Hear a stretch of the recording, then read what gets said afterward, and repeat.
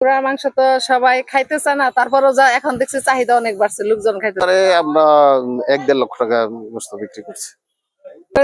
Serial দিতে হয়, এখন বর্তমানে আমরা 57 নম্বর সিরিয়ালে আছি। কারণ গরুর মাংস একরকম, মানে এটার প্রতি একটা মানুষের তৃপ্তি আসছে, এটা দেখা যাবে সবার তৃপ্তি আসে না। অবশ্যই মিক্স করব, কারণ দেখা যাবে যে 5 কেজি যদি ঘোড়ার মাংস মিক্স করে, গরুর মাংস অনেক টাকা না, আর এটা তো কম টাকা, রেটটা কম, মিক্স তো অবশ্যই করবে। ঘোড়ার মাংস আগে খেয়েছেন কখন? না, এবারই প্রথম। কেমন আপনার অনুভূতি কেমন? ভালো, কিন্তু সিরিয়াল বেশি অনেক। অনেক সিরিয়াল। ভালো মানে তো বলে হালাল, এই জন্যই নেওয়া।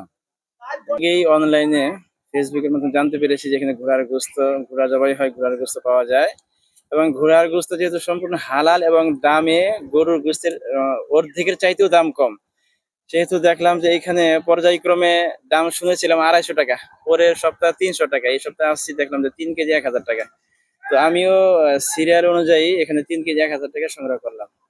আমার বন্ধু নুরুল্লাহ মামুন, উনি দুবাই বেড়াইতে গেছিলেন, ওখান থেকে উনি 2 কেজি ঘোড়ার গোশত আনেন, আমরা খাই।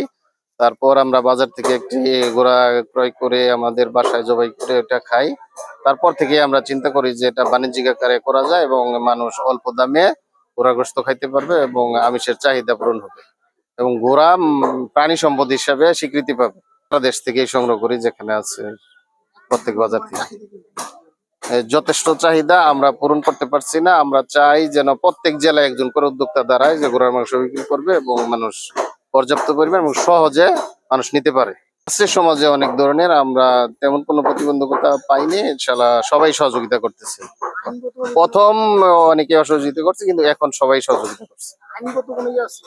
আইনগত কোনো এটা বাধা নাই, এটা যেহেতু শরীয়তে এটা আল্লাহর স্বীকৃত হালাল, মোহাম্মদ সাল্লাল্লাহু আলাইহি ওয়াসাল্লামের নির্দেশনা আছে। এখানে পৃথিবীর 700 কোটি মানুষ বিরোধিতা করলেও এটার বিরোধিতা হবে না, এটা হালালই থাকবে। হ্যাঁ, আমরা আলহামদুলিল্লাহ প্রতি শুক্রবার 400-500 কেজি 600 কেজি এরকম বিক্রি করছি। কয়টা ঘোড়া যায়? 8টা-10টা এরকম ঘোরা যায়। জি, আমাদের এখানে শ্রমিক কাজ করে, আমাদের এখানে 8-10 জন শ্রমিক কাজ করে। আমরা জুমার দিনই বিশেষ করে এটা করছি। আজকে কয়টা ঘোড়া যাবে?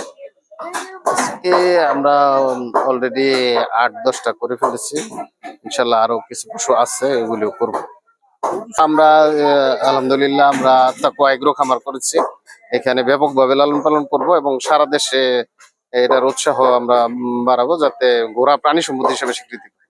লোকের কিছু কথা আমরা ওইদিকে কান দিচ্ছি না, আমরা শরীয়তের দিকেই আমরা তাকাচ্ছি যে আল্লাহ যেহেতু হালাল করেছেন।